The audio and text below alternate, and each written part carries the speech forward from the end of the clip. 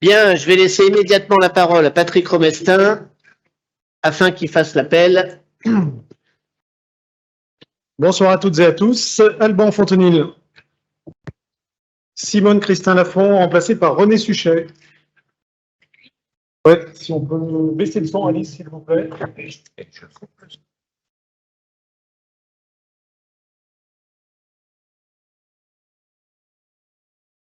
Merci Alice. Jean-Claude Garde, remplacé par Gérald Gonon. Quentin Paquet, Pierre-Jean Rochette, Laure Chazelle, Christophe Pochon, Claudine Cour, André Gay, Thierry Deville, Hervé Bru, Christine Bertin, Serge Desrory, Frédéric Serret, Marie-Thérèse Giry a donné pouvoir à Alban Fontenil, Sylvie Genebrier. Ah oui, je t'ai vu. D'accord, merci. Marie-Thérèse Giry présente. Sylvie Genebrier, Alféo Guillotot, Valérie Goudfard, Pierre Giraud de donner pouvoir à Claudine Cour, Patrice Couchot, Marc Pellardi, Christiane Brunjary, Roland Bost, Georges Thomas, André Barthélémy, Karine Gambray, Michel Jassler, Pierre Barthélémy, Yannick Touran, Christian Cassoulot remplacé par Pierre-François Chaud, Christophe Détrat, Dominique Guillain, Valérie Alvic, François Forcher, Jean-Philippe Montagne. Merci.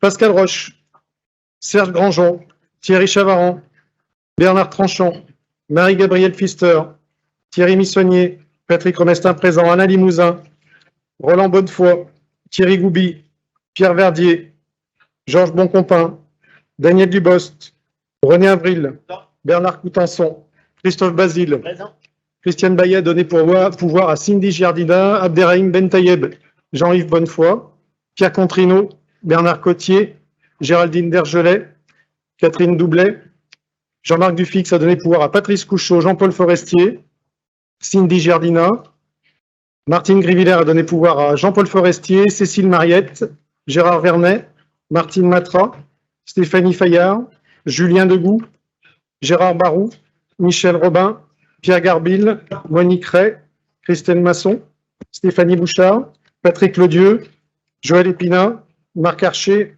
Rachel Meunier-Favier, David Sari, Michel Jourjon, David Buisson, Frédéric Millet, Nicole Géraudon, Jean-Luc Daval-Pommier, Evelyne Chouvier, Paul Duchamp, Olivier Joly, Jean-Pierre Bras, Jean-Baptiste Chaussy, Béatrice Dauphin, René Françon, Flora Gauthier a donné pouvoir à René Françon, Alain Laurendon, Nathalie Legal, Gilbert Lorenzi, François Matvet, Pascal Peloux, Ghislaine Poyet, Carole Tavitian a donné pouvoir à François Matvet, Gilles Thomas, Éric Lardon, Martine Charles, Marcel Jouara, Stéphane Villard, Rambert Paillard a donné pouvoir à Quentin Paquet, Jean-Marc Dumas a donné pouvoir à Jean-Luc Daval-Pommier, Annick Brunel, André Gachet, Christian Soulier, Jean-Maxence Demonchy, Frédéric Pugnet, Pierre Drevet a donné pouvoir à Patrick Romestin, Michael Mieux-Membre, Jean-René Joindel remplacé par Marie-Pierre Barou,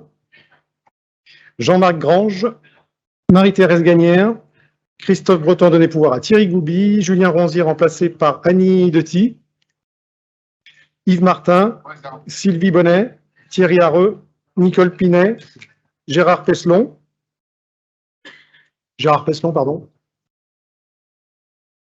Alexandre Palmier, Yves Duport, Hervé Béal, Jean-Paul Tissot, Hervé Perronnet et Bertrand Daval a donné pouvoir à Frédéric Serret. Merci Patrick. Et comme tu étais pleine de bonne volonté ce soir, tu es également désigné secrétaire de séance.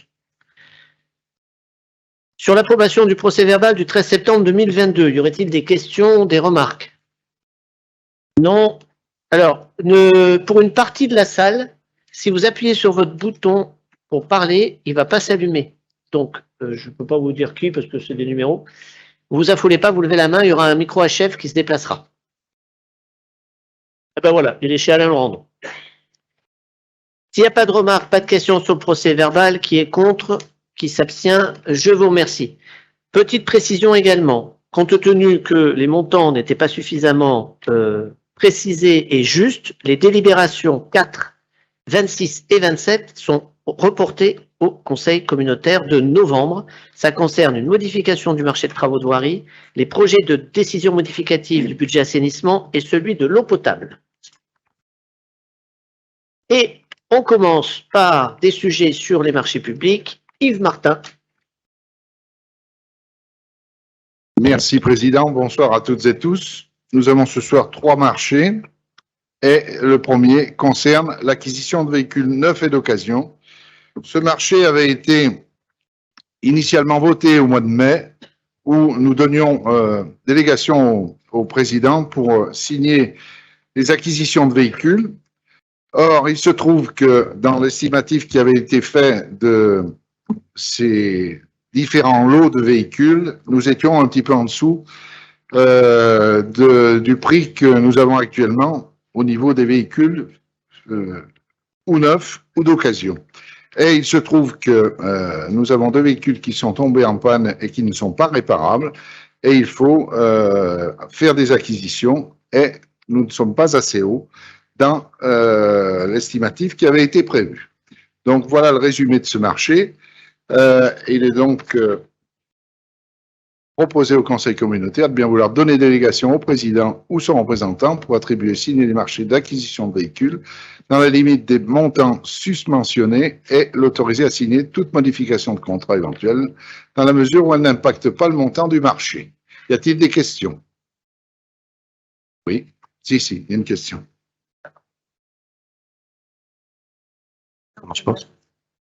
Bonsoir.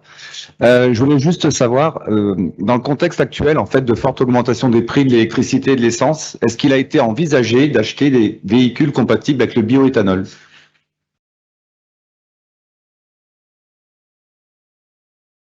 Je vais me retourner vers François Matvey qui s'occupe du parc automobile parce que là, vraiment, je ne peux pas vous répondre. Merci, mon cher collègue. Tu as le don de me mettre mal, mais je vais répondre non, c'est préparé à l'ordre du jour. Non. Non, mais par contre, si tu poses la question, ça veut dire qu'il y a. Enfin, moi, bioéthanol, ça me parle à la télé vaguement. Hein. Moi aussi. J'ai pas de sujet sur localement, je connais personne qui roule en bioéthanol. Si. Non, mais justement. Donc, ton expérience est très intéressante. Donc, j'invite à donner ton expérience au service, puisque clairement, les véhicules électriques, c'est dans les tuyaux. Même avec l'électricité qui augmente, les véhicules électriques, c'est dans les tuyaux. Bioéthanol, pour l'instant, je n'ai pas entendu parler, mais à portée ouverte. Pas de souci.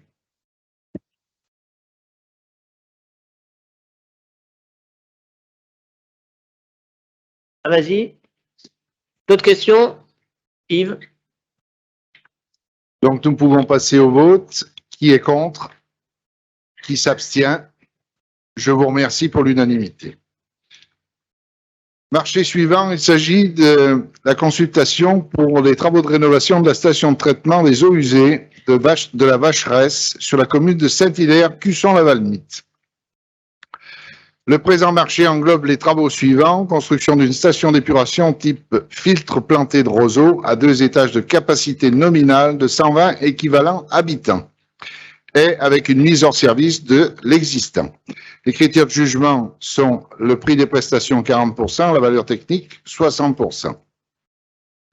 L'estimation du marché est de 219 415 € pour la solution de base et 196 115 € hors taxe, tout cela pour la variante exigée. Il est proposé au Conseil communautaire d'attribuer ce marché à la société mieux-disante SAD CGTH pour un montant de 243 000 € hors taxe, correspondant à la solution variante, et d'autoriser le président à signer toute modification de marché éventuelle dans la mesure où elle n'impacte pas le montant du marché. Y a-t-il des questions? Alors, nous passons au vote. Qui est contre? Qui s'abstient? Une abstention. Je vous remercie. Troisième marché, mise à niveau et augmentation de la capacité de l'usine d'eau potable de Pleuvay. Les critères de jugement sont la valeur économique 40% et la valeur technique 60%. Le délai d'exécution est de 26 mois, c'est un très gros chantier, 15 mois pour les travaux de construction, 2 mois pour la période de mise en service et validation, et de 3 mois pour la période de mise en observation. La commission d'appel d'offres s'est réunie le 27 septembre et propose d'attribuer le marché au groupement Sort, Brunel, Gourbière-Gachet, Blanchet et Atelier des Vergers pour un montant total de 5 81 692 euros hors taxes, correspondant à la tranche ferme alors, attendez, parce que je me suis perdu dans les chiffres et je m'en excuse. Voilà, il y a la tranche ferme de 4 490 000 834 000 hors taxes pour la tranche ferme et 590 858 euros hors taxes pour la tranche optionnelle. Pardon, excusez-moi, je m'étais perdu dans les chiffres. Donc, il est proposé au Conseil communautaire d'autoriser le président à signer ce marché avec ce groupement de commandes pour un montant de 5 81 692 euros hors taxes correspondant à la tranche ferme et tranche optionnelle, et d'autoriser le président à signer tout avenant éventuel dans la mesure où il n'impacte pas le montant du marché. Y a-t-il des questions? Oui.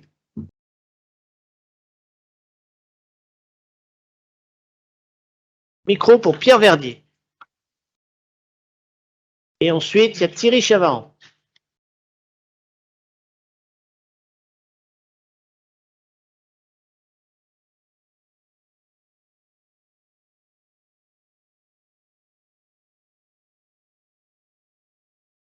Oui.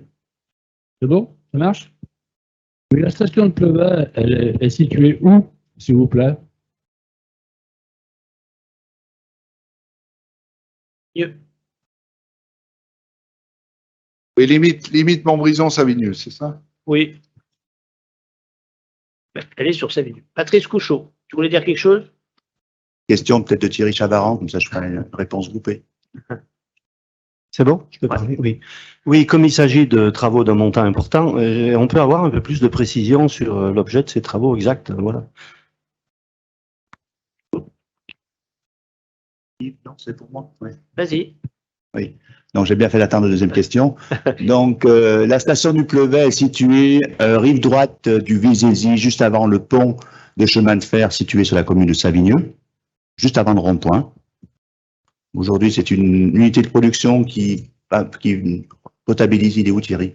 Voilà, qui potabilise 110 mètres cubes. Demain, on va passer une capacité de 240 mètres cubes heure, ce qui permettra d'alimenter, en fait, un nouveau schéma directeur, l'ensemble de la partie est de Loire-Forêt. On pourra aller voir alimenter nos communes de Châlin-le-Comtal, Boissé-les-Morons, en passant par Grézieux-le-Fromental, on va dire toute la partie pleine de ce côté-là, pour éventuellement aussi alimenter la partie nord-est, notamment une partie des communes qui sont aujourd'hui alimentées par la Bombarde. Voilà un petit peu, donc c'est une usine, effectivement, c'est des travaux non négligeables et très importants. Le système de production est le même qui donne satisfaction aussi bien avec de l'eau du Vézézy que avec de l'eau du canal du Forêt, notamment la station de Pierrachot, qui a donné entière satisfaction. Donc, ce sera le même procédé de production et donc voilà, c'est quelque chose qui fonctionne. C'est pas une usine qui est nouvelle, il n'y a pas d'innovation, mais c'est quelque chose qui fonctionne et qui nous permettra de passer notamment des périodes d'étiage avec 2 unités de production en étant alimentées par le canal du Forêt et en laissant des réserves d'eau sur les parties sommitales de notre territoire, notamment qui s'appellent les monts du Forêt.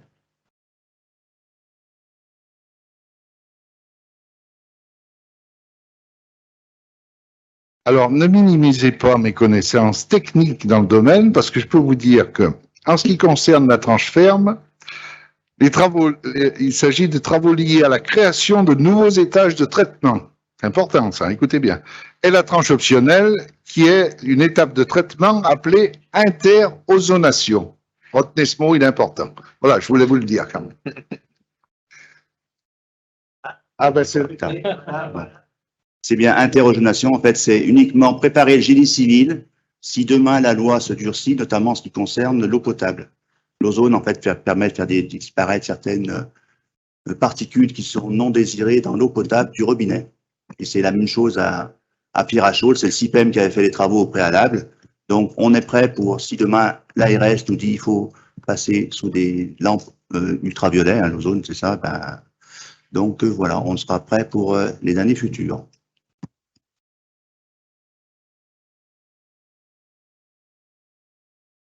Oui, j'en profite. Je voulais poser cette question d'hiver. Je vais la poser maintenant. Peut-être que Patrice y répondra qu'à la fin. C'est par rapport à la situation actuelle et justement au traitement, potabilisation des eaux par les temps qui courent entre l'énergie et les matières premières ou les matières chimiques pour les traitements des eaux. Visiblement, il y a des difficultés d'approvisionnement. Je voulais savoir si l'AGLO avait pris des mesures par rapport à ça, notamment peut-être le fait de continuer à poursuivre la restriction de l'usage de l'eau pour pas en utiliser trop et de ce fait économiser les traitements. Et peut-être que ma question est hors sujet par rapport au débat actuel et qu'il faudra le traiter qu'à la fin. Hors sujet par au débat actuel, c'est que ces questions-là, si tu pouvais les poser avant, ça serait pas mal, quand c'est pas l'ordre du jour du Conseil communautaire. C'est juste ça. Mais Patrice va tenter une réponse. Et je ne vais pas tenter une réponse, je vais faire une réponse, je vais apporter une réponse. Au niveau aujourd'hui de la ressource en eau, les sources de montagne ont arrêté de baisser et ont tendance à légèrement remonter, mais on va dire qu'on est comme au mois d'août. Donc, ne pas consommer plus. On est toujours en période tendue. Il y a des territoires, notamment du nord, qui ont été plus arrosés, donc, et du sud, mais le centre, on va dire, le secteur jaune, si je reprends l'eau, on est encore tendu. Après, au niveau des consommables, effectivement, oui, il y a des tensions sur l'acheminement de certains produits. Pour l'instant, on a du stock, on a des commandes qui sont en cours, les délais sont plus longs, effectivement, oui, mais pour l'instant, on gère et tout va pas trop mal.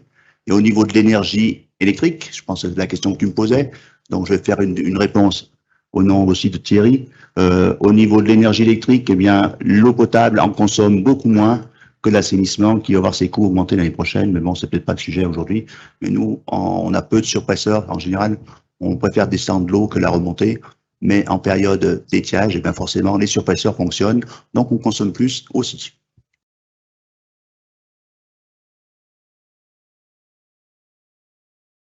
Bien. Vas-y. Eh bien, s'il n'y a plus de questions, nous passons au vote. Qui est contre? Qui s'abstient? Je vous remercie pour l'unanimité.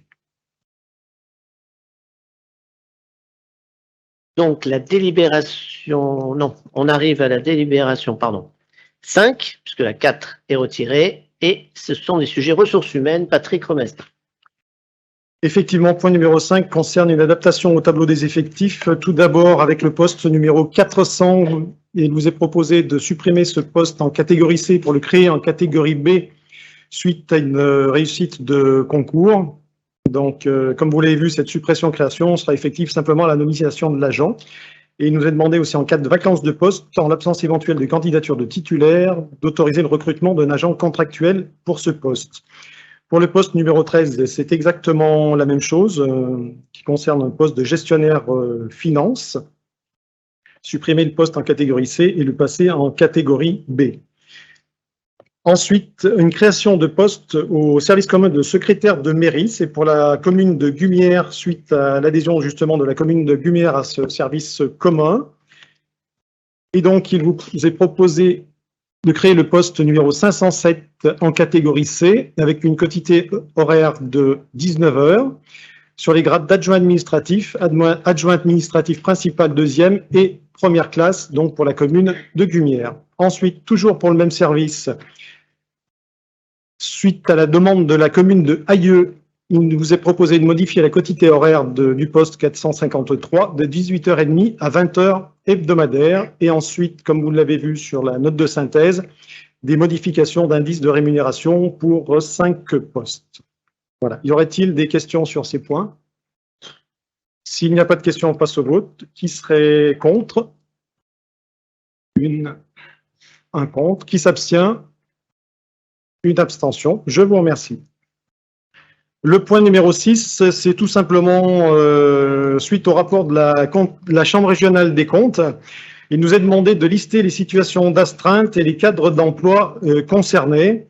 Rien ne change par rapport à ce qui se faisait auparavant, mais c'est simplement du formalisme. Donc les astreintes, vous les avez vues, et les cadres d'emploi qui sont concernés, vous les avez aussi sur la note de synthèse. Et c'est simplement cette délibération vise à préciser donc exactement les postes et cadres d'emploi qui peuvent être concernés par les astreintes et en définir les modalités de réalisation, tout ça bien sûr dans un cadre réglementaire. Est-ce que ça amène des questions? Pas de questions, on passe au vote. Qui serait contre? Qui s'abstient? Merci. Et pour le point numéro 7, c'est exactement la même chose, mais par rapport aux indemnités horaires complémentaires et supplémentaires de nuit et de week-end.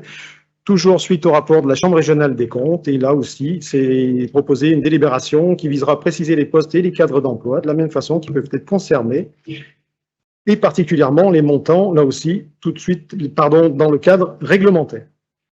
Là aussi, question, pas de question, qui serait contre, qui s'abstient? Je vous remercie. Merci Patrick. On poursuit avec une adhésion de Comcom. Stéphanie Fayard. J'arrive. Ça veut pas. Il veut pas. Non.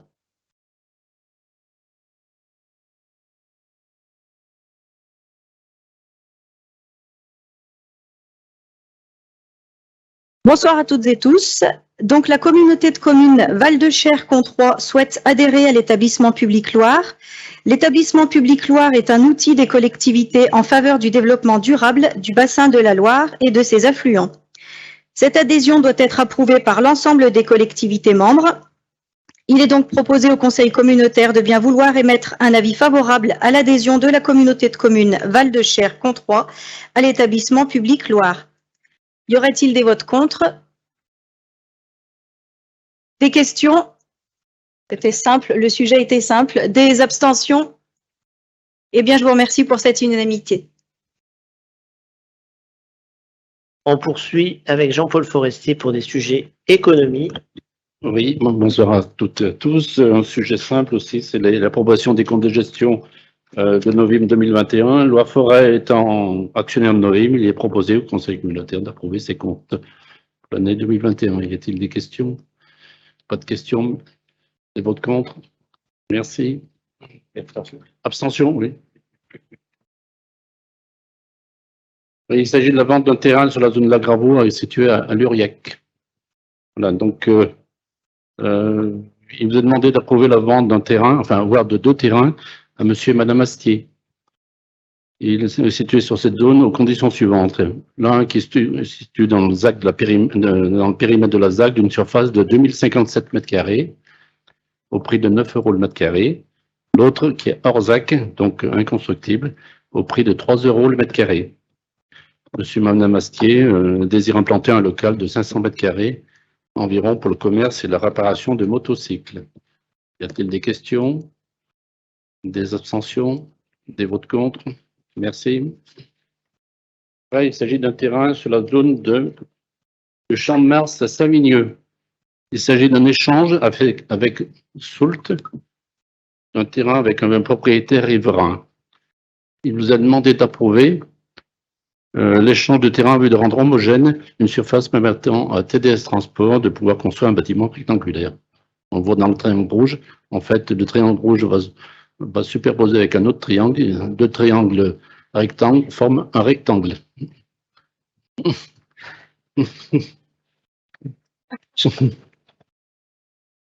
Voilà. Donc, le but de l'AFON dans la situation étant de limiter l'impact sur le projet de la future zone d'activité, la zone d'activité de Champ de Mars qui sera derrière. TDS est un transporteur, mais aussi un logisticien, très actif au service des ETI du bassin Montbrisonnais. Voilà. Y a-t-il des questions sur la géométrie? Des abstentions, des votes contre? Merci. Bien, le bilan du programme local de l'habitat, Valérie Goudfard. Oui, bonsoir à tous. Effectivement, je dois vous présenter la 2e année de notre PLH, comme l'exige le Code de la construction et de l'habitation.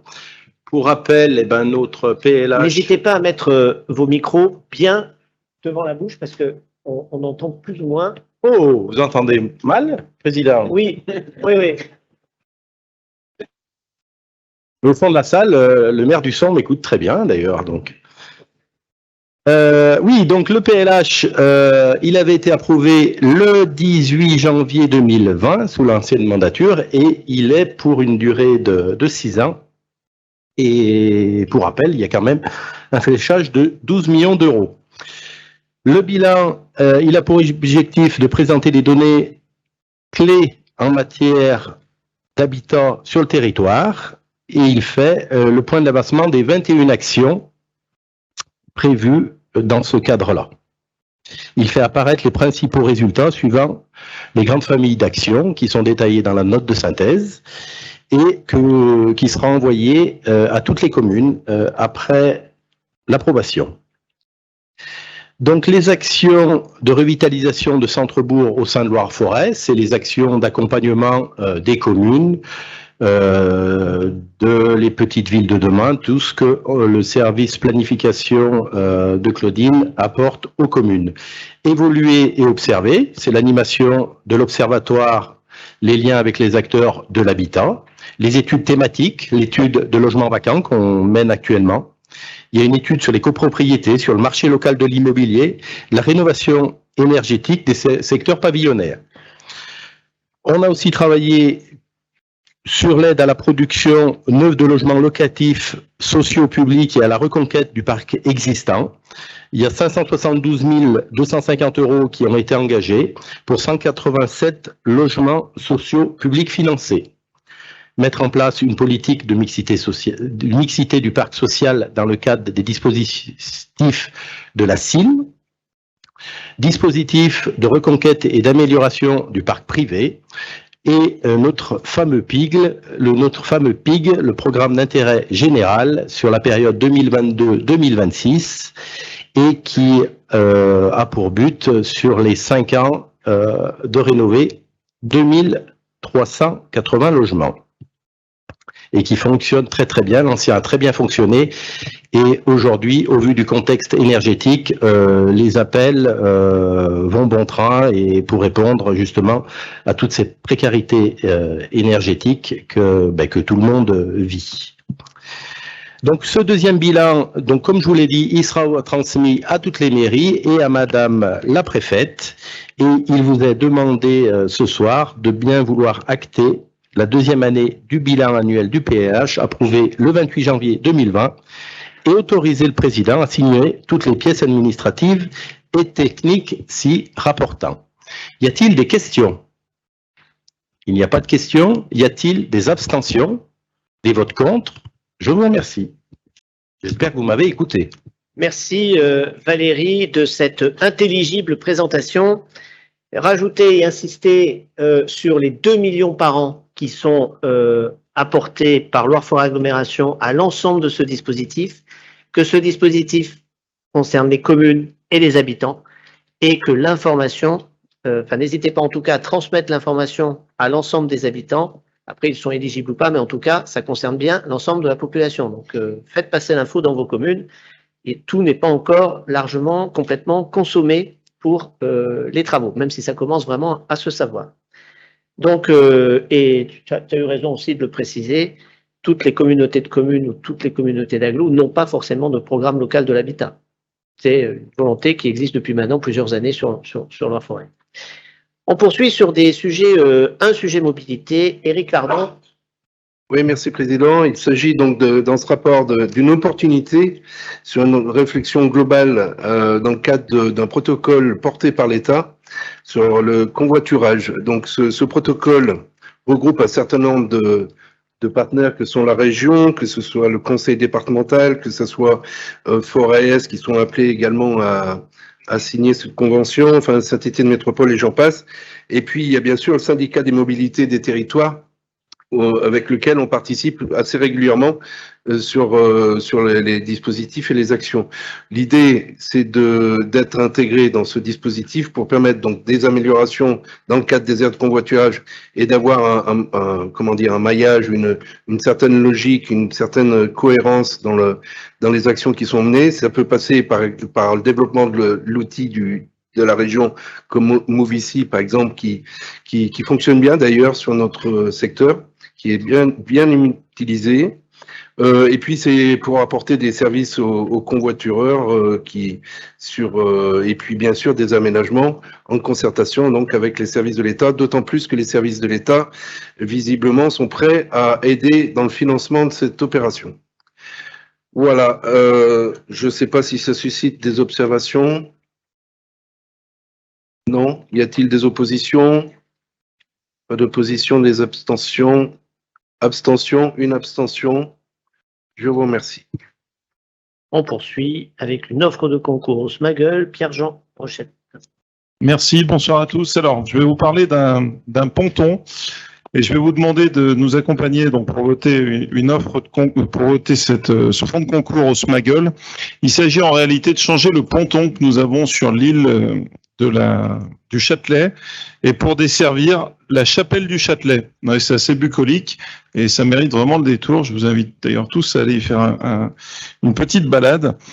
Pour accéder à la chapelle du Châtelet, vous devrez emprunter le bateau de croisière qui est situé à Saint-Victor-sur-Loire et qui travaille en collaboration très étroite avec Loire Fort Agglomération via le SMAGL, donc le syndicat mixte d'aménagement des gorges de la Loire. Nous avions donc une mise en demeure pour renouveler ce ponton et puisqu'il était plus aux normes pour l'accueil du public.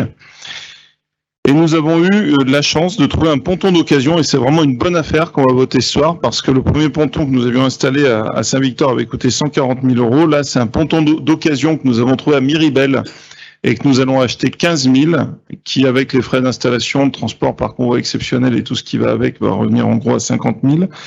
Mais il faudra déduire à ça, à ces frais-là aussi la vente de l'actuel ponton, puisque nous avons plusieurs touches, notamment et maintenant de propriétaires privés qui habitent dans les gorges de la Loire et qui veulent s'équiper, et puis d'autres, aussi de collectivités extérieures qui veulent acheter le ponton d'occasion. Donc globalement, le reste à charge va être très faible. Avez-vous des questions sur ce ponton? Je suppose que... Ah, une question.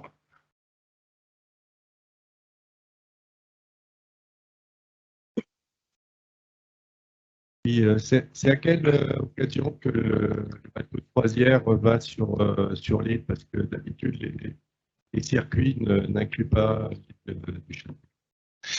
Alors, c'est souvent pour des demandes d'événements privés.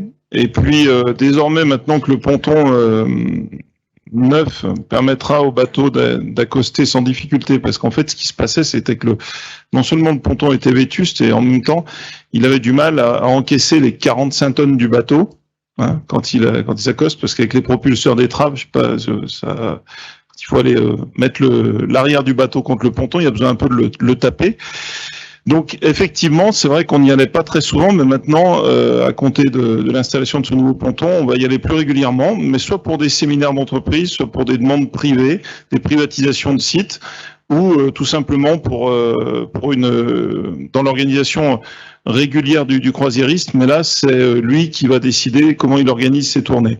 Mais il y a une chose de certaine, c'est que ça va être beaucoup plus régulier qu'auparavant, parce que maintenant l'équipement le permettra. Je sais pas si j'ai répondu. Ah, une autre question, décidément, c'est le sujet de la soirée, hein, le ponton. Jean-Yves Bonnefoy. Merci. Simplement pour savoir si c'est un ponton qui va être de hauteur variable avec la baisse du niveau de l'eau. Oui. Et à quelle hauteur enfin, quelle différence de niveau on va pouvoir descendre? Alors, la différence, je vais te donner une valeur très approximative que j'estime moi-même, puisque j'étais encore cet après-midi sur site à Saint-Victor, et je dirais que ça varie avec il est capable d'aller au plus bas donc du plan d'eau. Je dirais que, à vue de nez comme ça, 4-5 mètres sans difficulté. Voilà. Mais c'est un ponton qui est donc flottant, qui se module et qui vit avec le plan d'eau. Sincèrement, mais c'est un bel équipement. C'est un bel équipement. Je veux pas vous le vendre, mais c'est un joli truc quoi qu'on fait. C'est bien. Vous n'avez pas de crainte sur la baisse du niveau?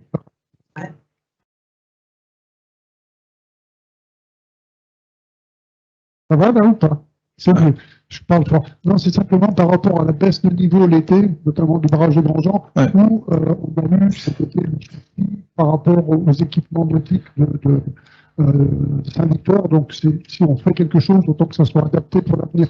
Non, mais là, on n'aura pas de problème. Globalement, il est un peu identique au ponton qui a été installé récemment sur Saint-Victor même. Et donc, c'est un ponton tout à fait moderne. C'est vraiment une belle affaire, hein, là, que vous allez voter. Vous vous en rendez pas compte, mais c'est... Là, on a fait un joli coup, là. C'est pas toujours, hein, mais là, on fait un joli coup. D'autres questions sur le ponton? Plus de questions? Bon, bah, écoutez, je vais vous proposer de le voter. Y a-t-il des votes contre? C'est vraiment une belle affaire, hein. Des abstentions. Merci de cette unanimité pour cette très belle affaire que nous venons de réaliser. En excellent commercial, il a eu l'unanimité sur le ponton. Bravo, Pierre-Jean. On poursuit avec un sujet enfant-jeunesse et François Forchet. Bonjour à toutes et à tous. Donc oui, aujourd'hui, on est là pour le renouvellement. Enfin, on est en fin de service de délégation sur nos 3 crèches communautaires. L'idée, c'était de savoir si on continue sur une délégation, en sachant qu'elle va jusqu'au 23 août, jusqu'en août 2023, pardon. L'idée, c'était de savoir si on continue l'affermage ou si on reprend en interne. On est passé là sur le sujet en copie, en commission consultative et également en bureau pour être tous d'accord sur le sujet que le Loir-Forêt, on n'avait pas les capacités techniques et même en prise de charge économique, qu'il était beaucoup plus simple et beaucoup plus logique de rester en affermage. Donc ces 3 commissions ont toutes validé l'idée de rester en affermage. Maintenant, la question est posée au bureau, en conseil, pardon, pour savoir si oui ou non vous voulez continuer ce principe d'affermage. On va passer au vote. Je ne sais pas s'il y a des questions sur le sujet. Visiblement non. Donc on va passer au vote. Qui est pour? On va changer la formule. Ça réveille, voilà. Merci. Donc qui s'abstient? Qui est contre? Merci pour ce vote. Merci François. On poursuit avec un sujet de planification et Patrick Ledieu. Bonsoir à tous. Le point à l'ordre du jour ce soir pour la planification urbaine concerne la prescription de l'abrogation des cartes communales en vigueur dans les communes concernées par l'élaboration en cours du PLUI. Dit comme ça, c'est vachement moins glamour que les histoires de pontons. En effet, après approbation du PLUI par le conseil communautaire et à l'issue des mesures de publicité, le PLUI sera rendu exécutoire sur l'ensemble des 45 communes concernées. Il se substituera automatiquement aux plans locaux d'urbanisme communaux en vigueur. Mais s'agissant des cartes communales en vigueur sur 5 communes, j'ai cité Chalmazel-Jansanière, Grézieux-le-Fromental, Lérigneux, Saint-Bonnet-le-Coureau et Saint-Paul-du-Zor. Une procédure administrative complémentaire est nécessaire pour les abroger. Le dossier d'abrogation des cartes communales a été soumis à l'avis des personnes publiques associées et à l'enquête publique, bien sûr, en même temps que le projet de PLUI. Dans son rapport et ses conclusions, la commission d'enquête a émis un avis favorable à l'abrogation des 5 cartes communales. Bien entendu, cette abrogation, même si elle est prononcée par délibération du conseil communautaire et arrêté préfectoral avant l'approbation du projet de PLUI, ne prendra effet qu'à cette occasion. Les 5 cartes communales resteront donc en vigueur jusqu'à l'approbation du PLUI. Il vous est donc demandé de bien vouloir approuver l'abrogation des cartes communales des communes de Chalmazel-Jansanière, Grézieux-le-Fromental, Lérigneux, Saint-Bonnet-le-Coureau et Saint-Paul-du-Zor en vue de l'approbation du plan local d'urbanisme intercommunal. Préciser que la présente délibération sera notifiée à Madame la Préfète afin qu'elle se prononce par arrêté préfectoral sur l'abrogation de ces cartes communales.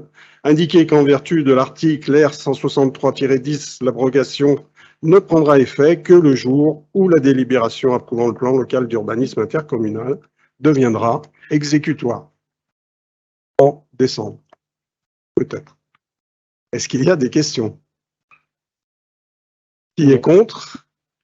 Qui s'abstient? Merci.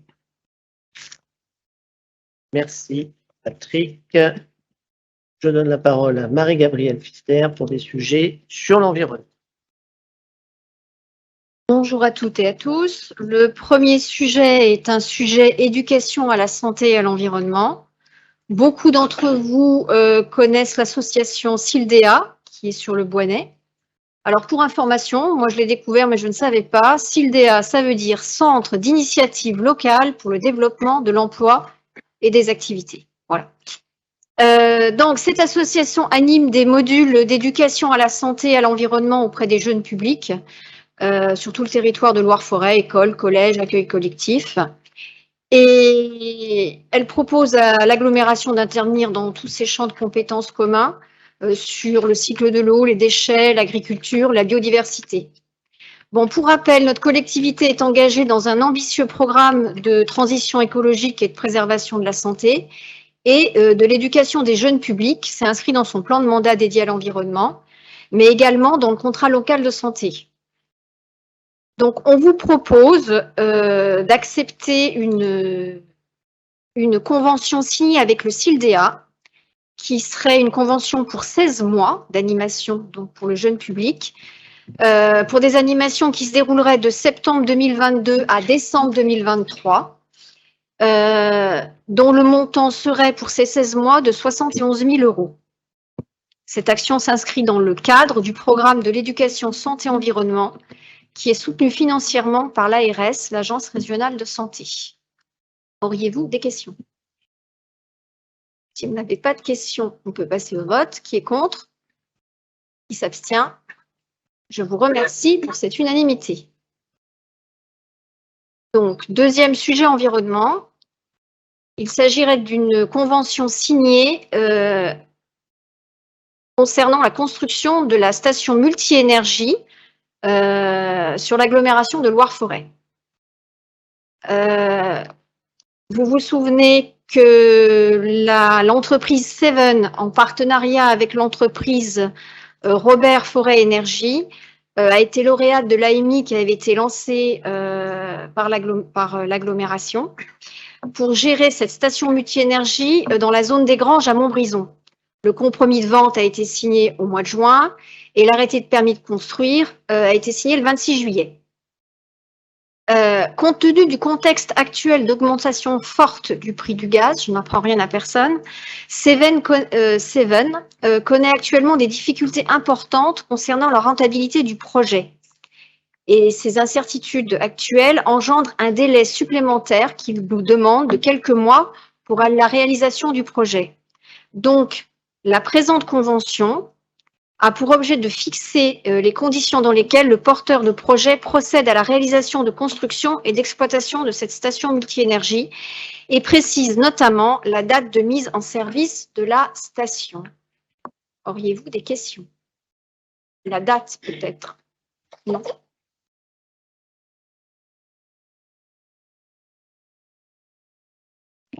Oui, petite question par rapport au projet en tant que tel. Loire-Forêt donc porte ce projet avec le secteur privé. Je voulais savoir s'il était prévu un retour quand on développe ce type de projet par rapport à Loire-Forêt, financier ou je ne sais pas sous quelle forme, par rapport, on entend bien un retour de service par rapport à la population. Est-ce que dans le montage financier, il y a quelque chose qui permettrait à moyen ou à long terme d'avoir un retour financier? J'avoue ne pas avoir de réponse sur le sujet, mais je pense que non. La réponse est non. On vend le terrain et le prestataire fabrique son gaz ou livre son gaz en fonction d'un tarif avec le secteur privé. On a facilité l'implantation de stations multi-énergie, mais on n'a pas de retour, nous, direct dessus. On a vendu un terrain comme un terrain économique à quelqu'un. Alors, Joël Épinal. Oui, je ne comprends pas par rapport à l'augmentation du coût du gaz, alors que là, ça sera une production locale. Donc, ça devrait être moins impacté que... Pas que local, sur toute la quantité, c'est pas possible. Parce que le biogaz, le biogaz viendra de chez Robert Énergie. C'est par rapport à l'hydrogène, alors? Non, mais le reste du gaz, il y aura du gaz qui ne sera pas du biogaz, qui sera du gaz qui viendra du tuyau de GRDF. Ah, d'accord. Le biogaz de Robert Énergie aujourd'hui n'est pas capable de fournir la totalité de la demande et le gaz, le biométhane qui est fabriqué par les usines de méthanisation est vendu sous contrat pendant des années verrouillé en injection et ce biogaz-là n'est pas décorrélé du marché du gaz. C'est bien le problème national que nous avons sur la filière du biogaz, c'est que si on ne décorrèle pas le prix du biogaz local, eh ben, c'est une filière qui va être mise à mal. Donc actuellement, il y a un lobbying national pour que les prix soient décorrélés. Sinon, ça ne fonctionne pas. Jean-Pierre Brun. Oui, donc j'ai bien compris que la convention était avant tout pour fixer une date de démarrage. Qu'en est-il si la date n'est pas respectée? Il y a des pénalités. Oui, non, mais ce sera intéressant de savoir de quel niveau sont les pénalités. Elles sont écrites dans la convention, M. Brun. D'accord. Elles sont précisées. De tête, 50 ou 100 euros par jour. De tête, vérifié, c'est écrit dedans. Marie-Gabrielle. Pardon, j'essaie de relire rapidement la convention à toute vitesse, mais allez. Il y a des Ça va aller. pénalités. Bon, est-ce qu'il y aurait d'autres questions? Est-ce qu'on peut passer au vote? Qui serait contre? Qui s'abstient? Je vous remercie. Merci. On poursuit et on revient plutôt à Valérie Goudefin. Oui, alors du coup, là, c'est une convention qu'on va passer avec la communauté de communes de Forêt-Est concernant les aires d'accueil des gens du voyage. Nous avions émis un avis dans le schéma départemental des aires d'accueil des gens du voyage pour pouvoir travailler avec Forêt-Est et éventuellement les exonérer dans un premier temps de construire une aire d'accueil sur Vauche, comme l'exigeait le schéma. Et au lieu de construire sur Vosges dans un premier temps et être en corrélation avec notre politique de sédentarisation des gens du voyage et la fameuse mousse qui est fait état dans la note de synthèse, ils construisent pas, mais ils participent financièrement par cette convention à nous rémunérer 20 places d'aire d'accueil. Voilà. Donc c'est cette convention qui est proposée au vote ce soir. Voilà, donc 50% de 20 places, c'est ce qu'ils devaient construire. Grosso modo, ça représente 32 000 euros par an pour Forêt Est. Voilà, donc s'il n'y a pas de questions, s'il y a peut-être des questions, non, il n'y a pas de questions, c'est assez clair. La note de synthèse est assez bien faite. On peut passer au vote. Qui s'abstient? Qui est contre? Eh bien, écoutez, encore à l'unanimité. Merci. Marie-Gabrielle, tu voulais dire quelque chose?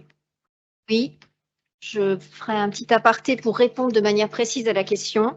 En cas de dépassement du délai maximum prévu, la pénalité est de 150 euros par jour de retard demandé et augmentée de 50 euros par jour à chaque mois de retard supplémentaire. Voilà. Merci Marie-Gabrielle, comme quoi finalement ma tête avait fait défaut à 50 euros près. Pour les sujets sur les déchets, je vais m'y coller en l'absence de Pierre Giraud qui est excusé.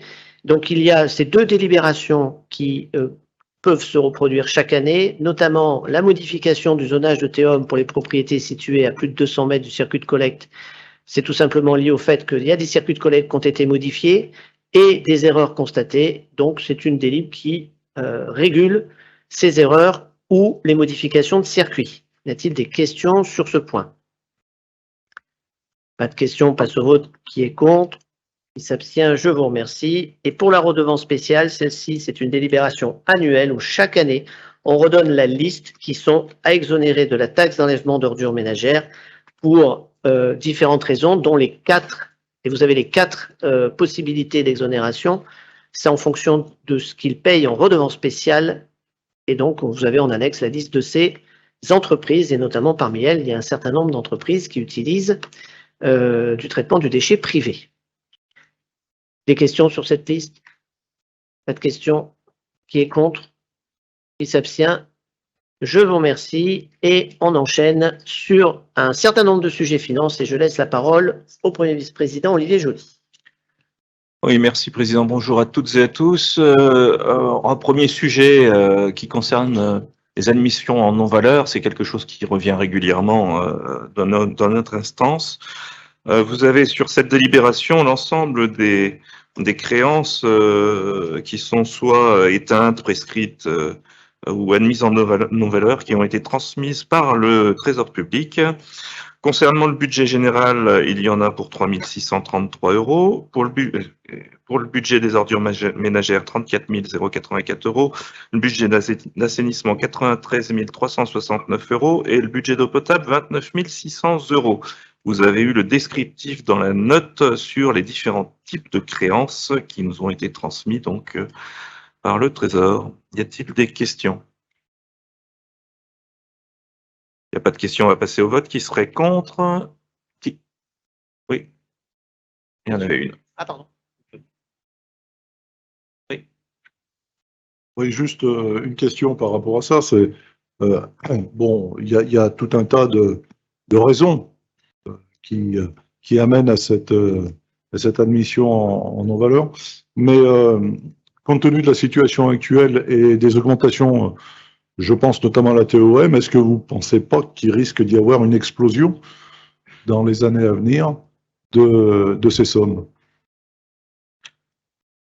Compte tenu de la conjoncture actuelle. Pour le moment qu'on a actuellement, on n'a pas assez de recul. Là, en oui, fait, non, mais on n'a pas assez de recul, mais en même temps, on connaît aujourd'hui la conjoncture actuelle, l'explosion, l'inflation, les difficultés que ça engendre pour les ménages et l'augmentation de la TOM de 36% va en rajouter encore un peu plus. Donc, quelles mesures on est en capacité de prendre pour faire face à ça?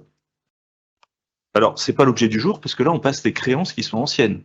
On n'est pas sur les créances actuelles, encore une fois. Je veux bien se poser la question. On peut bien se poser la question, effectivement, sur le recouvrement. Par contre, j'ai déjà expliqué dans cette instance, on a mis en place, avec le Trésor public, un système de relance automatique assez rapide après non-paiement pour ne pas arriver à ces situations où la plupart des créances qui sont passées aujourd'hui ne sont pas des créances qui datent de 2019-2020, mais qui sont des créances qui sont pour l'essentiel des choses qui sont de 2007, 2008, 2009 et qui ont une dizaine d'années. Et c'est bien l'objet de ma question. C'est bien l'objet de ma question. L'augmentation n'a pas eu lieu. J'entends, Jean-Pierre, mais on se connaît suffisamment pour savoir que annoncer les plus 30 et tout ça, on en a déjà parlé ici dans cette instance par rapport à la décision qui avait été prise et notamment les répercussions qu'on avait à absorber sur l'augmentation de la TGAP, l'augmentation aussi du coût détourné avec l'augmentation de l'énergie et la difficulté qu'on avait à traiter des déchets par rapport à la présence significative de verre dans les dernières tournées, et donc un coût qui s'était renchéri sur le traitement. Alors je veux bien qu'on remette par le biais de l'admission en non-valeur ce sujet à l'ordre du jour aujourd'hui. Je trouve que c'est pas forcément le soir parce que le vice-président en charge des déchets n'est pas présent. Ce que je veux bien, c'est qu'on regarde effectivement s'il y a une alerte sur le non-recouvrement. Mais encore une fois, c'est quand même un peu court puisqu'on a reçu ces notifications dans nos boîtes aux lettres voilà un mois et qu'on est encore loin de les passer en non-valeur. Non, mais moi je voulais pas revenir sur le débat sur les ordures ménagères. Je voulais simplement faire le constat qu'effectivement c'est un des postes qui soulève le plus de problèmes déjà sur les années passées et qu'avec l'augmentation, on risque d'avoir une explosion de ces dettes. Donc voilà, quelles mesures on peut prendre après localement dans chaque commune, et peut-être au niveau des CCAS, pour venir en aide aux familles qui sont dans l'incapacité de payer. Voilà. Mais on peut ignorer cette question, hein. Moi ça ne me dérange pas, hein. Mais il faut réagir après. Non, mais M. Bras, vous en posez 10 à la minute. Excusez-moi, il y a plein de questions dans votre question. D'abord, vous dites une erreur, c'est pas le budget qui est le plus impacté, c'est pas celui-là, c'est le budget assainissement. La vraie question, c'est si vous voulez que Loire-Forêt réponde à tout ce qui se passe aujourd'hui en France, voire en Europe, sur les attaques du pouvoir d'achat des uns et des autres, au travers de l'énergie, au travers de l'augmentation des matières premières, au travers de l'augmentation d'un certain nombre de budgets annexes, dont on nous impose des dépenses qui ne sont pas les nôtres, ma première réponse est de dire, je ne suis pas sûr qu'à l'échelle de Loire-Forêt, on aura les réponses à tout ça. Sinon, le pays, ça devait se résoudre. à coup d'interco ou de communauté de communes, il irait sûrement beaucoup mieux. Manifestement, à l'échelle du pays, ils n'ont pas forcément les réponses non plus. Par contre, que collectivement, on s'interroge comment, socialement, on va pouvoir amortir la chute de ceux qui sont dans la difficulté, oui, mais on est dessus. On est dessus. On est tous dessus. Communes, agglos et élus responsables dans toutes nos communes, on active la chaîne de solidarité, quel qu'il en soit, et on l'a déjà largement prouvé il n'y a pas si longtemps. Ça ne concernait pas nous Français, ça concernait les Ukrainiens. On a su trouver les moyens à un moment donné pour venir en aide à ceux qui en avaient besoin. Et je crois que c'est un travail de tous les jours. Et l'admission en nos valeurs, c'est aussi un sujet communal, puisque nous avons chaque année à voter des décisions de budget communal. On peut y mettre la cantine, on peut y mettre l'augmentation des produits locaux, on peut tout y mettre là-dedans. Donc c'est une question de politique générale, et je redonne la parole à Olivier Joly pour passer au vote. Y a-t-il d'autres questions déjà avant? Pas d'autres questions. Donc, qui serait contre ces admissions en non-valeur? Qui s'abstient? Merci de cette unanimité. Le sujet suivant concerne une modification des durées d'amortissement sur le budget annexe assainissement. Jusqu'à maintenant, nos stations d'épuration étaient amorties sur 25 ans et les réseaux d'assainissement sur 50. Il vous est proposé d'adapter et de fixer une nouvelle durée pour ces deux catégories et de fixer la durée à 30 ans pour les stations d'épuration et 80 ans pour les réseaux d'assainissement. Y a-t-il des questions? Pas de questions, donc s'il n'y a pas de questions, on va passer au vote. Qui serait contre? Qui s'abstient? Merci de cette unanimité également. Quelques décisions modificatives. La première correspondant au budget principal avec un projet de DM sur le budget principal qui s'équilibre en section de fonctionnement à hauteur de 1 794 000. Les principales lignes sont l'intégration des recettes fiscales qui ont été notifiées pour un peu plus de 800 000 euros, le FPIC pour aussi également un peu plus de 800 000 euros, des incidences aussi de l'augmentation du point d'indice qui correspond à près de 200 000 euros d'ajustement dans nos comptes et une régularisation assez importante aussi sur des tickets restaurants.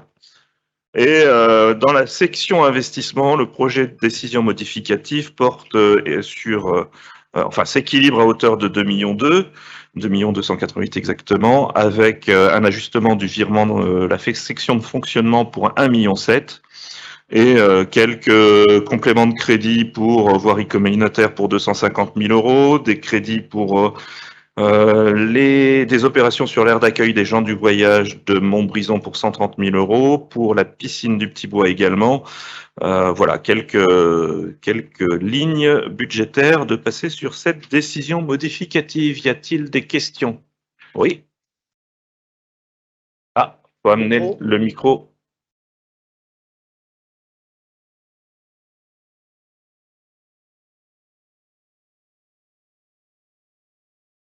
Il faut peut-être appuyer sur le truc. Erreur de facturation sur la commune de Bonson, ça correspond à quoi? 616 000 euros. C'était concernant des reversements de TVA, de FCTVA. Annulation de titres qui ont été repassés dans le bon sens. Y a-t-il d'autres questions? Alors, s'il n'y a pas d'autres questions, on va passer au vote. Qui serait contre cette décision modificative? Qui s'abstient? Merci de cette unanimité.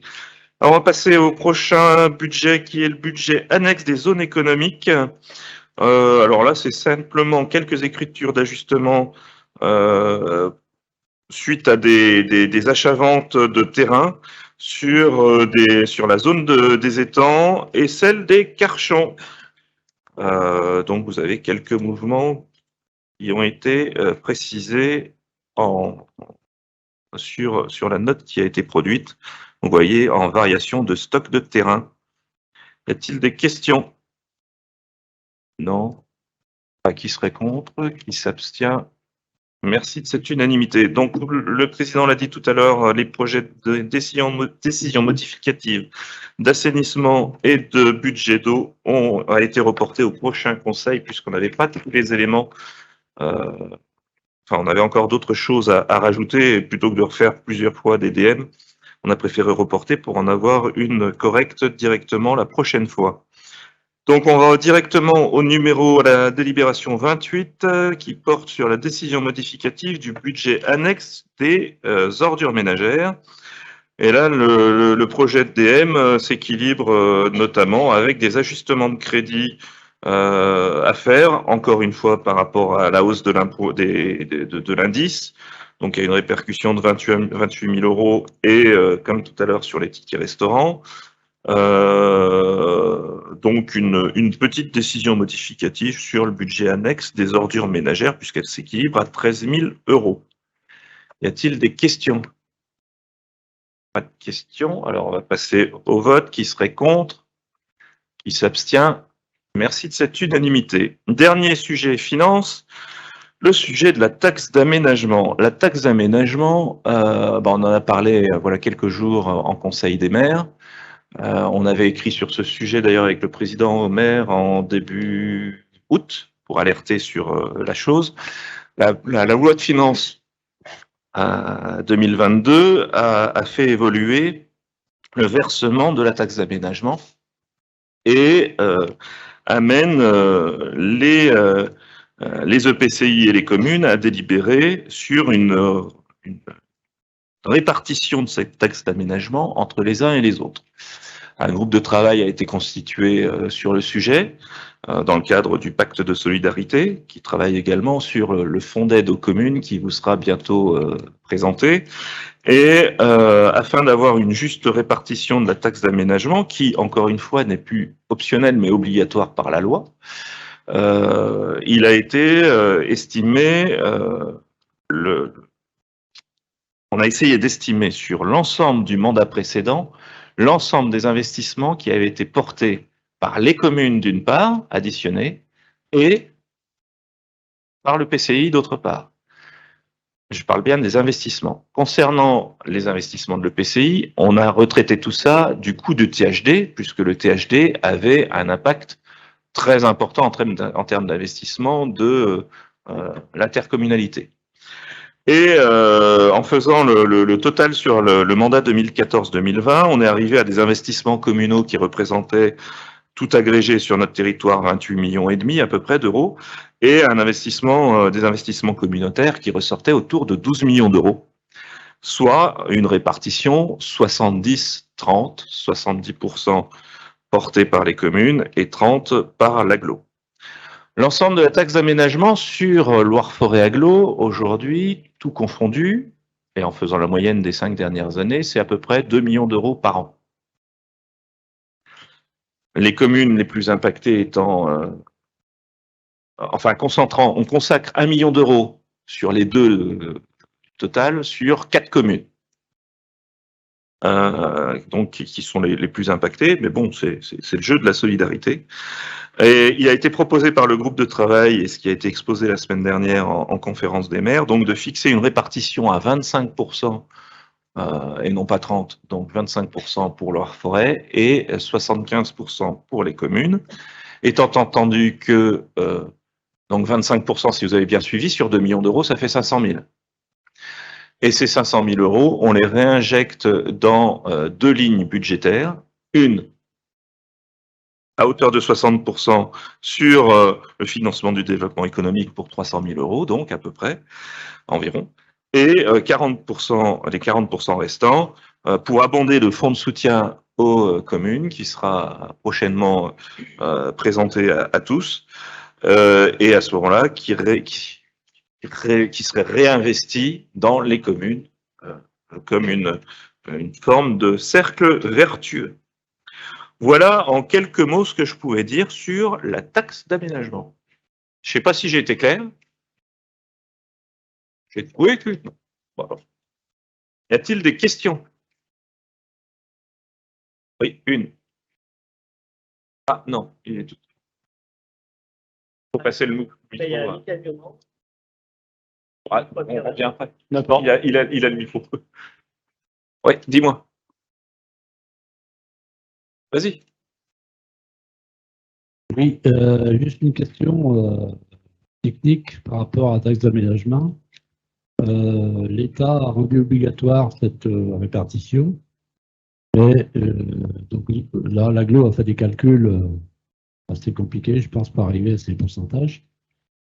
Et je voulais savoir que, par exemple, j'ai entendu dire que certaines des communes prennent simplement 1%. Est-ce qu'il y a une répartition minimum obligatoire de l'État? Alors, honnêtement, tu trouves que le calcul est compliqué? Je prends le total des sommes investies par les communes sur un mandat et le total investi par le PCI. C'est pas très compliqué, simplement j'enlève le THD qui était fort impactant sur le total. Je vois pas ce qui peut être très compliqué, en tout cas c'était le plus simple, en tout cas dans le mode de calcul. Après, il faut qu'on soit quand même dans un mode de calcul qui soit le plus proche de ce qui correspond à la réalité des aménagements qui sont faits quand on a soit un agrandissement de maison, une construction de maisons nouvelles, d'un lotissement ou même parfois que d'aménagement, encore une fois, d'un agrandissement. Donc, on a trouvé cette clé de répartition qui collait le plus à quelque chose d'équitable. Après, ça peut toujours être mis en cause. Effectivement, les modes de calcul sont différents d'une collectivité à une autre. Moi, je peux vous prendre comme exemple, et je l'ai déjà pris la semaine dernière parce qu'on avait déjà ce débat-là, de la communauté urbaine de Lille, qui a pris 90% de la taxe d'aménagement et qui en a laissé que 10 à ses communes. C'est pas la même chose. Là, 25-75, on est sur quelque chose qui se rapproche le plus de la réalité des investissements qui sont faits, en tout cas sur notre territoire. Après, faire un calcul au doigt mouillé, le lever, et puis se dire, ouais, allez, je mets 5, je mets 10, je mets 15, je pense que ça ressemble pas à notre manière de gérer, en tout cas au sein de notre établissement, et je préfère avoir quelque chose qui soit le plus proche de la réalité quand même. Je voudrais simplement dire que je ne conteste pas la méthode de calcul. Je demande une question technique, c'est de dire est-ce que l'État a mis des pourcentages, des minimum de pourcentage ou pas? Je l'ai simplement laissé. Non. L'État n'a pas fixé Délibération concordante. Il faut qu'il y ait une délibération concordante entre nous, EPCI, et les communes, mais il n'y a pas de minimum qui a été mis dans la loi de finances. Voilà. L'État ne peut pas mettre de pourcentage national puisque les transferts de compétences sont différents selon les communautés de communes. Ce qui génère des investissements et la taxe d'aménagement, c'est la quantité de compétences que fait l'agglo par rapport à la commune. Tu as cité une communauté de communes. Par définition, une communauté de communes a beaucoup moins de transferts de compétences qu'une communauté d'agglo. Donc il est bien normal qu'à certains moments, voilà, j'imagine que la communauté de Lille qui a pris 90, si ça se trouve, elle a un système d'intégration beaucoup plus fort que nous. Pour ça. Alors, Mickaël, attends 2 secondes que je repère ton truc. Ouais. Oui, donc moi, c'est un petit peu 25%, je les trouve assez élevé. Donc, il y aura des fonds de concours jusqu'en 2026, donc qui peut équilibrer pour les communes. Mais après 2026, on ne sait pas, on va donner, nous, les 25% au niveau des communes et on ne saura pas les retours. Donc là-dessus, sur ce point-là, je veux m'abstenir. Et puis, c'est vrai qu'après, beaucoup de compétences ont été remontées aux EPCI. Et maintenant, on s'attaque un petit peu aux recettes. Donc, ça me chagrine un petit peu. Bon, faut pas être chagriné, Mickaël. Ouais. Oui. Enfin, chagriner les finances qui me chagrinent. Je comprends. Alors, tu dis quelque chose qui n'est pas tout à fait exact. Jusqu'en 2026, il y a le fonds. Oui. Et après, on ne sait pas. Oui. C'est vrai. C'est vrai pour les 25% aussi.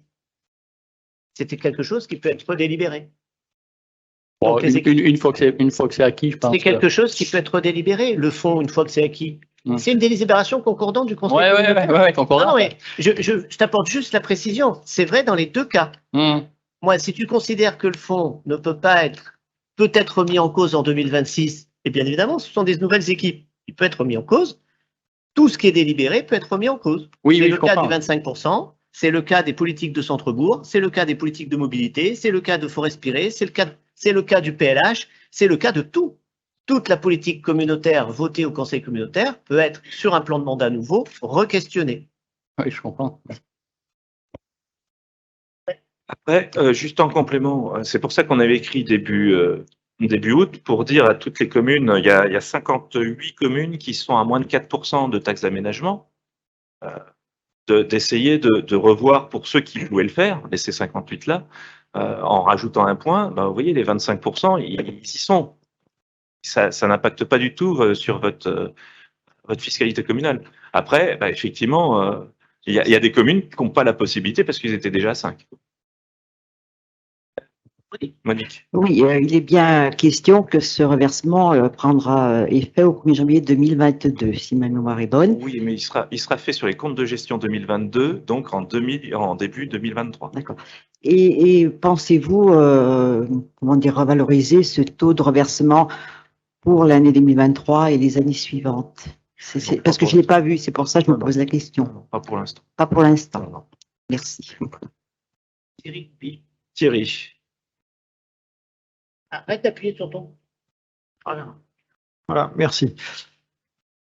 Oui, alors moi juste, je trouve dommage. Alors peut-être que c'est pas de notre fait, c'est la faute de la loi qui est ainsi faite, de devoir transférer une fois de plus des produits communaux sur l'agglomération. Chaque fois qu'il y a eu des transferts de compétences, il y a eu à travers les dotations et un certain nombre de compensations d'attribution, des équilibres qui ont été mis en place. Je trouve dommage que les communes, petit à petit, n'aient plus leur politique, c'est-à-dire fiscale, et la main de la politique fiscale. Il y a déjà eu la taxe d'habitation, il y a déjà un certain nombre de dossiers et de sujets qui disparaissent, et petit à petit, ça va devenir des coquilles vides des communes. C'est ce que je regrette. Je ne remets pas en cause le calcul et la proposition de la forêt, mais je ne peux pas cautionner ce transfert à chaque fois. On peut toujours regretter. Par contre, moi, je suis là pour appliquer. Il y a un article l'article 109, encore une fois, que je disais, de la loi de finances de 2022. Ben, faut retrouver ceux qui ont voté cette loi de finances pour leur dire que c'est une connerie. Mais à part ça, qu'est-ce que vous voulez faire? Moi, j'hérite d'un article 109. Encore une fois de cette loi de finances, peut-être il sera peut-être modifié cette année. Attends, regarde Monique, je viens de te dire qu'on va pas y bouger, mais si elle se trouve, qui nous dit que notre loi de finances cette année va pas être amendée là-dessus et qu'on va dire, bah, un article 72, 92, 99 va venir annuler la délibération de l'année dernière. On n'en sait rien. Par contre, il n'en demeure pas moins que moi, en tant que VP aux finances aujourd'hui, bah, j'ai un article de loi qui a été voté par des députés à l'époque. Si ça se trouve, c'est plus les mêmes qu'aujourd'hui. Mais bah, je dois faire avec ça. Alors on peut regretter, mais je suis bien obligé d'appliquer. Thierry Deville. Oui, merci Président, merci Olivier. Sur cette taxe d'aménagement, je crois que Bonson fait partie quand même des communes dynamiques du territoire. On fait partie des 6-7 communes qui va reverser 75% de cette taxe d'aménagement. Et c'est quand même important. Ça représente 25, combien? 25. Non, mais 25. Non, mais ce que je veux dire, ça représente quand même, sur les 500 000 euros que tu as énoncés, à peu près 75% de ces 6-7 communes vont reverser à peu près 75% en tout des 25%.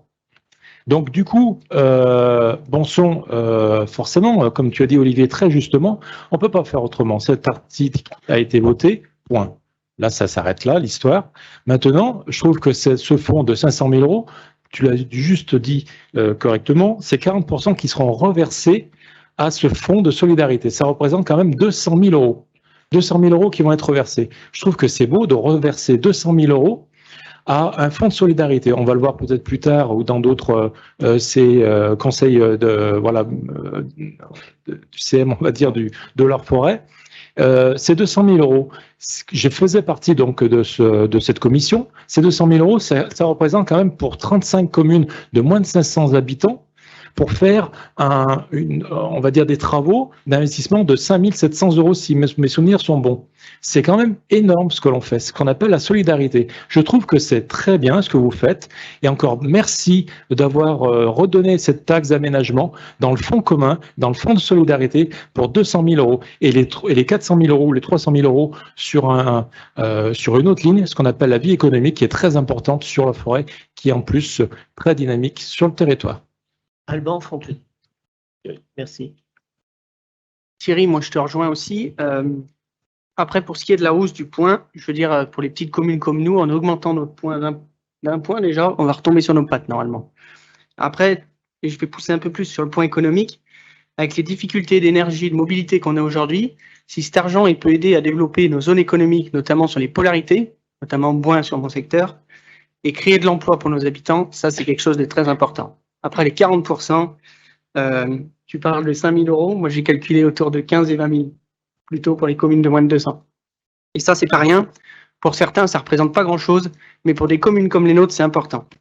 Par contre, mon inquiétude, et je pense qu'elle va être pour tout le monde, c'est le nouveau mode de collecte de cette taxe d'aménagement, qui va être en une seule fois et à la fin des travaux, qui, on le sait, ne sont rarement faits. Merci Alban d'aborder ce sujet. C'est vrai que on l'a présenté déjà à plusieurs reprises et notamment au Conseil des maires. Jusqu'à maintenant, le recouvrement de la taxe d'habitation était quelque chose qui était automatique. C'est-à-dire qu'au bout de 12 mois, le pétitionnaire recevait la moitié de la facture et au bout de 24 mois, il y avait la deuxième partie. Aujourd'hui, dans le fameux législateur, avec son article 109, il dit que maintenant, ça sera plus automatique comme ça à partir de la date de délivrance, mais ça sera à la fin des travaux, avec la date d'achèvement des travaux. Et donc, ça va forcément faire une bulle d'air, parce que au lieu d'avoir automatiquement la rentrée d'argent qui sera à 12 et 24 mois, vous pourrez peut-être avoir des décalages en fonction. On le sait bien tous, qu'il y a des personnes qui ont le permis, mais qui ne le mettent pas en œuvre tout de suite. Et ça obligera à suivre réellement les autorisations qui ont été données pour recouvrer les sommes qui seront dues. Et c'est vrai que ça risque de faire un petit appel d'air, en tout cas au début. Oui. Juste, moi je remarque que globalement les communes ont l'air d'apprécier le fonctionnement et le système de reversion. Ce qu'il faut espérer, c'est que ça va inciter les communes qui ont encore la possibilité de monter un petit peu ce taux, ou qui sont pour certaines à zéro, de mettre en application la possibilité l'année prochaine de remonter les taux au moins d'un point, voire de 2 pour ceux qui le pourront.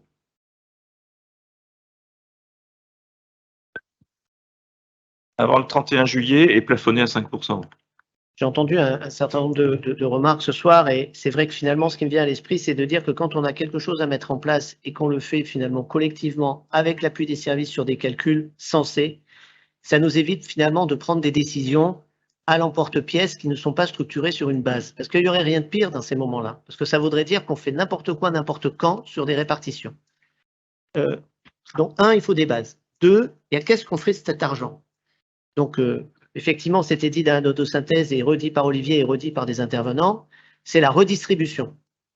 La façon qu'on a de le redistribuer, pour le coup, est vraiment à l'image de la solidarité qu'on met en place sur Loire-Forêt. Clairement, il y a là, entre une priorité qui est l'économie, qui a toujours été affichée, et une redistribution avec des strates qu'on vous expliquera, enfin en tout cas, qu'on vous a déjà expliqué en conférence des maires et qu'on nous réexpliquera au débat d'orientation budgétaire.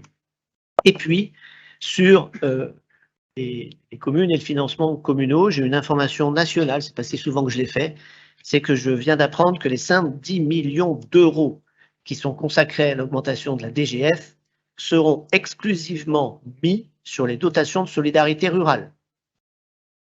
Donc, ce qui veut dire, très concrètement, que pour ce qui est de la DGF de l'agglo, c'est chocolat, monsieur le vice-président aux finances, pour les communes urbaines également, et pour celles qui relèvent de la DSR, normalement, elles devraient avoir une augmentation de la DSR si ces 110 millions sont répartis selon toutes les communes qui sont sous la DSR, mais ça, des fois, le mode de calcul est quelque peu surprenant.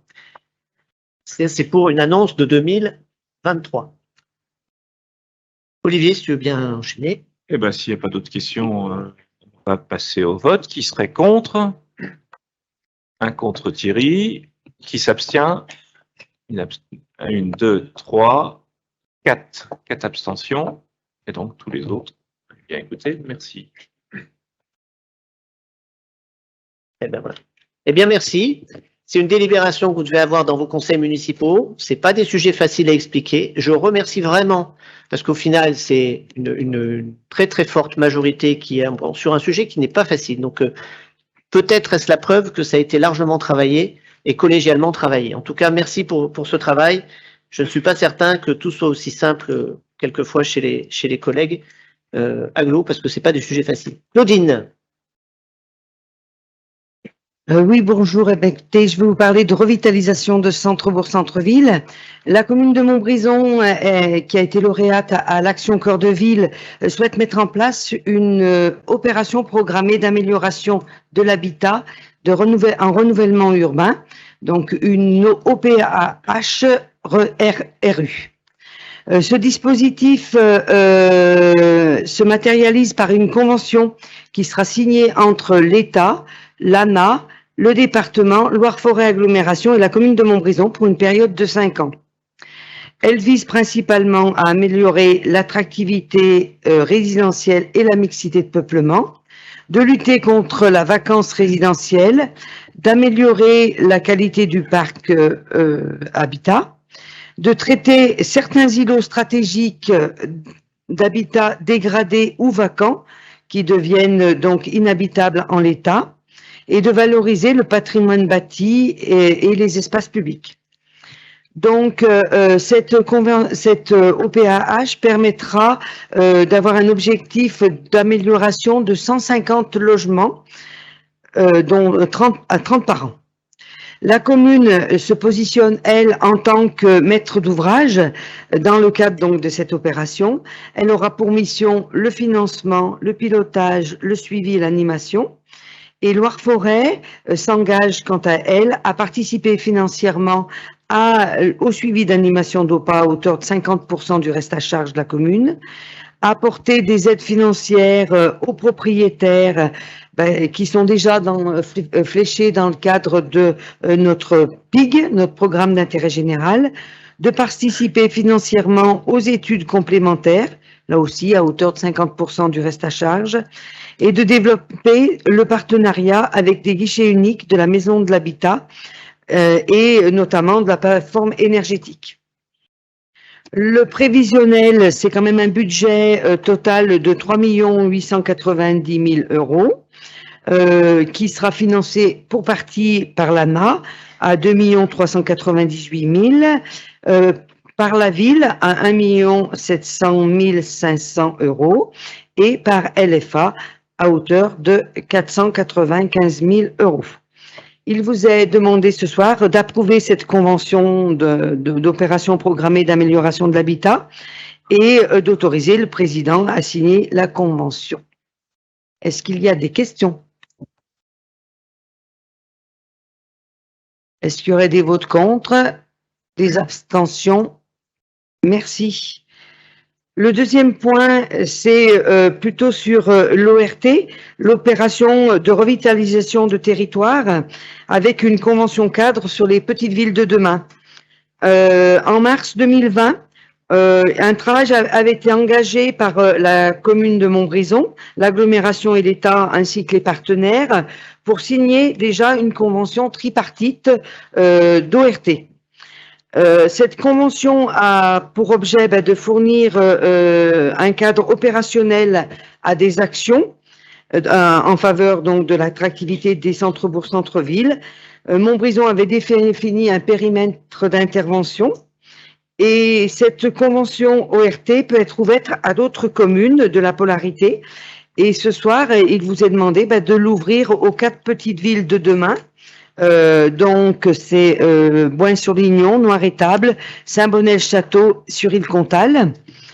Nous devons remodifier la convention ORT Chapeau puisqu'elle est modifiée avec l'intégration donc des 4 nouvelles communes et aussi de prévoir une convention cadre pour la définition donc des 4 communes petites villes de demain pour définir leur périmètre et pour intégrer toute la stratégie politique de chacune de ces 4 communes. Voilà, donc il vous est demandé donc d'approuver la nouvelle convention ORT, la convention chapeau entre la ville de Montbrison, donc petite ville de demain, et les 4 communes, Action Cœur de Ville, et les 4 communes petites villes de demain, et d'approuver la convention cadre. Est-ce que vous auriez des questions? Pas de questions. Eh bien, qui serait contre? Qui s'abstient? Eh bien, merci pour cette unanimité. on poursuit avec Patrick Romestin sur justement l'adaptation du tableau des effectifs, en l'occurrence pour le service commun projet urbain. C'est en lien direct avec ce qui vient d'être présenté. Effectivement, ça fait suite au dernier sujet que nous a présenté Claudine. C'est la création de 2 postes chargés de mission projet urbain. C'est tout simplement le transfert de 2 agents communaux qui vont rejoindre le nouveau service commun en cours de constitution avec une échéance de démarrage pour le 1er janvier 2023. C'est un agent de Montbrison et un agent de Saint-Bonnet-le-Château. Et ce service donc sera composé des 5 communes sous dispositif d'État que nous a cité Claudine précédemment. Et ces 2 postes donc sont neutres financièrement, bien sûr, puisque les 2 communes dont les agents sont transférés viennent rejoindre ce service commun. Il s'agit des postes 505 et 506 en catégorie A. Et il vous est aussi proposé qu'en cas de vacances futures de poste ou en l'absence éventuelle de candidature titulaire, il y a une possibilité de recrutement d'un agent contractuel pour ces postes. Est-ce que ça amène des questions ou des remarques? Sinon, on va passer au vote. Qui serait contre? Un vote contre. Abstention. Merci. Merci Patrick, et je rappelle, on a l'occasion de le faire avec les services de presse, nos collègues de la presse, pardon, de rappeler tout l'intérêt de ces services communs qui, spatialement, donnent une délibération de création de postes qui, en fait, dans le bloc communal, n'en sont pas, puisque c'est 2 postes qui partent des communes. Avez-vous des questions sur les décisions du président? Pas de questions? Je vous remercie. Et le prochain conseil communautaire se tiendra le mardi 15 novembre à 19h30. Vous êtes conviés au verre de l'amitié qui suit, avec une prochaine conférence des maires qui apparaît. C'est pas lundi 7, ça sera mardi 8. Mardi 8 2022, 17h30 ou 18h. On vous le redira. Mais c'est bien mardi 8 et non pas lundi 7. Mardi 8 à 17h30 ou 18h. Merci à vous.